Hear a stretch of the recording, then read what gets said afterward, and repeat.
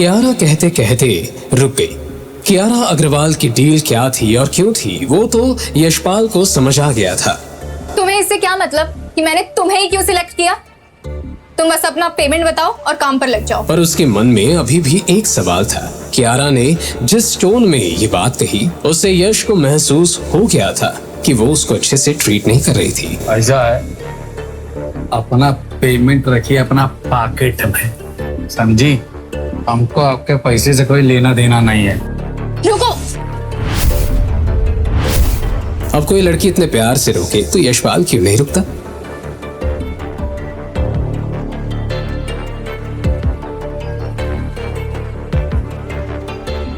ऐसा है मैडम, हमको ना सच जान।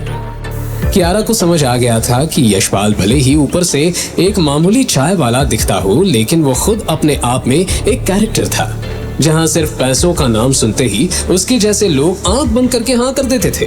वहीं यशपाल को इन्वेस्टिगेशन ऑफिसर बनने का शौक था। ठीक है, वेट, मैं बताती हूँ तुम्हें तुम्हारा सच।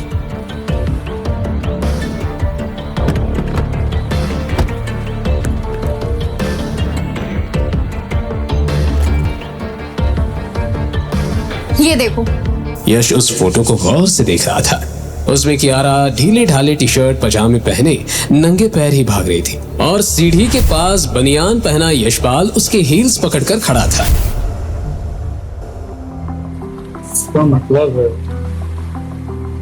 आधी रात को जब हम अपने घर में आए तो आस पड़ोसी में से किसी ने एक फोटो खींच ली। ऐसा है क्या? नहीं, तुम्हारे आस पड़ोस वालों का काम नहीं है ये, मेरे जान पहचान वालों ने किया है ये। यश को डाउट हुआ कि शायद कियारा के दोस्त रात भर उन पर नजर लगाए बैठे थे। तुम्हारे जानने पहचानने वालों को ऐसा कौन सा खुजली काट रहा था जो ये फोटो खींच लिया? कियारा ऑलरेडी यश के सवाल से काफी इरिटेट हो चुकी थी, लेकिन वो सारी बातें जाने बिना चुप भी नहीं बैठने वाला था। देखो, सीन ऐसा है कि अक्सर लड़कों से पीछा छुड़ाने के चक्कर में मैं उन्हें बोल देती हूँ I have a boyfriend. Of course ये झूठ है, और जैसा कि तुमने कहा कुछ लोगों को खुजली हो रही थी तो मेरा पीछा करते करते तुम्हारे झोपड़ी तक पहुंच गए। I mean, तुम्हारे घर तक पहुंच गए और फिर उन्होंने मुझे तुम्हारे साथ देख लिया। उनको ये गलतफहमी हो गई कि हम दोनों बॉयफ्रेंड गर्लफ्रेंड हैं।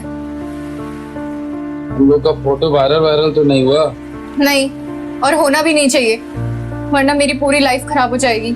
कियारा अपनी फिक्र कर रही थी और यशपाल अपनी। उसे लग रहा था कि अगर ये फोटो इंटरनेट पर फैल गई तो उसकी इज्जत और ईमानदारी की इमेज भी खत्म हो जाएगी, जिससे उसके धंधे पर भी काफी बुरा असर पड़ता, क्योंकि लोग यशपाल के अच्छे नेचर की वजह से ही उसकी दुकान पर चाय पीने आया करते थे। मैडम, करना क्या है? मैं तुम्हें ऑलरेडी बता चुकी हूँ।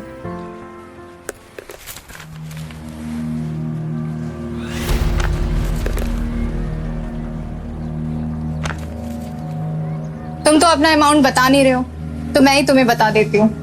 10 करोड़ रुपए 1 साल के, ठीक है? 10 करोड़? कियारा ने इस टोन में कहा जैसे उसके लिए 10 करोड़ रुपए कोई बड़ी रकम नहीं थी। 10 करोड़ रुपए का अमाउंट सुन यशपाल को जैसे झटका लग गया, लेकिन तभी उसे याद आया कि ये वही लड़की थी जिसके पास 100 करोड़ से ज्यादा का क्रेडिट कार्ड भी था।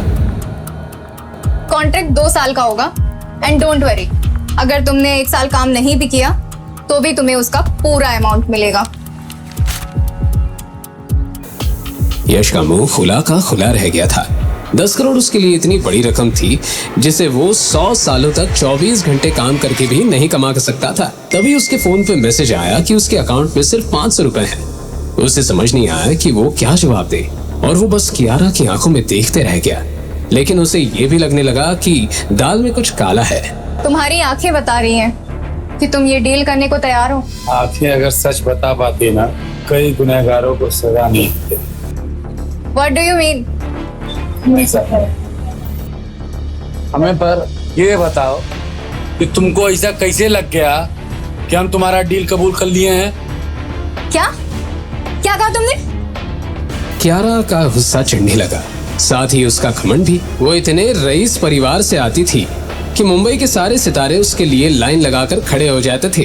वो चाहती तो इंडिया के सभी रईस और हैंडसम लड़कों को अपनी ओर मैग्नेट की तरह खींच सकती थी, लेकिन फिलहाल एक चाय वाले से रिजेक्शन सुनकर उसके दिल की धड़कन एक पल के लिए रुक गई थी। तुम्हें पता भी है तुम क्या बोल रहे हो? तुम एक मामूली से चाय वाले हो। अगर मैं फोन नहीं करती तो वो पुलिस वाला तुम पर 10,000 रुपए में अटेम्प्ट टू मर्डर का केस लगाने को तैयार था। बस इसीलिए हमारी ना है। क्या मतलब? मतलब ये है कि यारा अग्रवाल, तुम अमीर जादी लड़कियों को हम जैसे मामूली चाय वाले कहाँ पसंद आते? यश ने अपनी सारी भड़ास निकाल दी जो वो पिछले आधे घंटे से बर्दाश्त करे जा रहा था।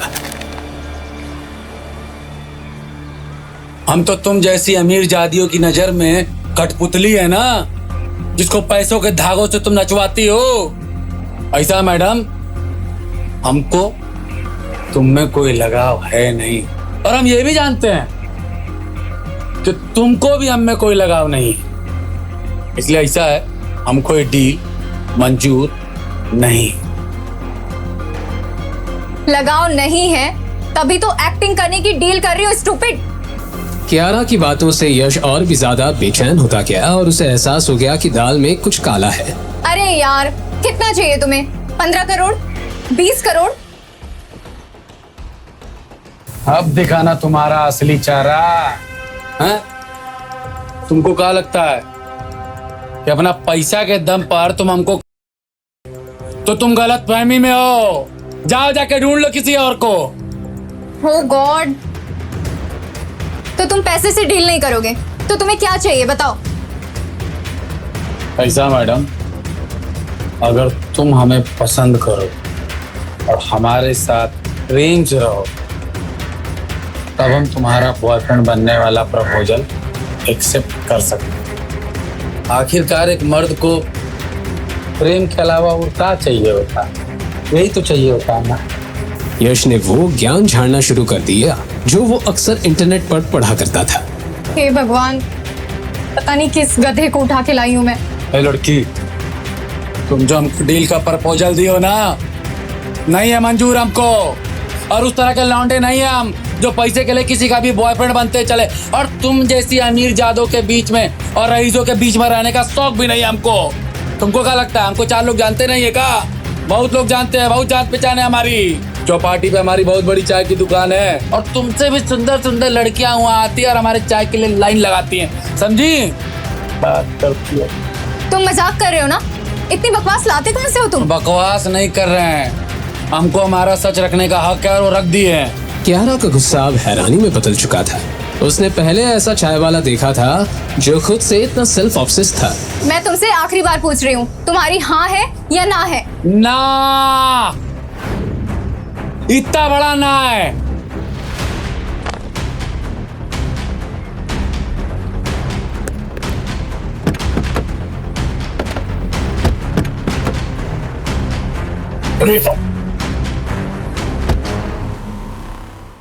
चलिए। ओके फाइनल, जाओ तुम यहाँ से। ऐसे कैसे चले जाएं? हमारा घर पीछे छूट गया, आप हमको यहाँ तक लेकर के आ गए। ऐसे कैसे चले जाए? हमको पैदल जाना पड़ेगा। कमाल की बात करते, हम कहीं नहीं जाएंगे। ऐसा है, हम कहीं नहीं जा रहे हैं। अरे कहीं ना रहे, हम नहीं जाएंगे कहीं पर भी। ठीक है, तुम यहीं रहो, मैं जाती हूँ। यश चौंक गया था। उसे लगा नहीं था कि कियारा एक ही बार में उसे जाने के लिए कह देगी। यशपाल कियारा को जाते हुए देखने लगा। यशपाल ने देखा कि कियारा शायद समंदर में कूदने वाली थी। वो तुरंत उसे बचाने दौड़ पड़ा। सुनो, अरे तुम्हारा दिमाग खराब हो गया है क्या? इतना सा बात तो करता है। दिमाग खराब तुम कर रहे हो। इतने से रिक्वेस्ट की थी, वो भी तुमसे मानी नहीं गई। अरे सुनते, तुम्हारा रिक्वेस्ट सुनते। तुम इधर आओ, इधर आओ। अरे मुझे तुमसे कोई बात नहीं करनी। तुम हाँ कहो या फिर मुझे जाने दो।